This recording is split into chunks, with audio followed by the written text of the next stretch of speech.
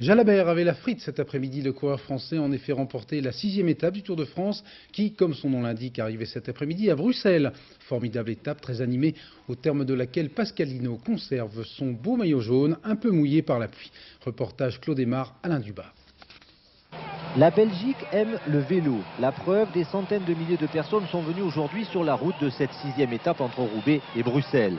Le mur de Grammont ou la côte de Brune ressemblant d'ailleurs par moments à une véritable montée de l'Alpe d'Huez.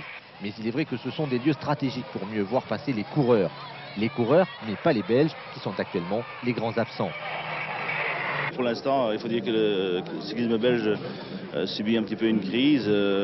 Bon, il n'y a vraiment pas... Dans les courses en ligne, on se défend encore, mais dans les courses par étapes, c'est vraiment très mal.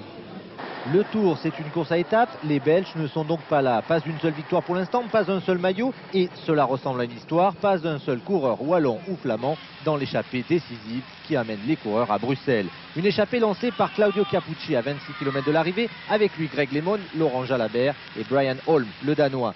C'est-à-dire que Bugno, Indurain, Motet et tout le peloton se sont fait piéger.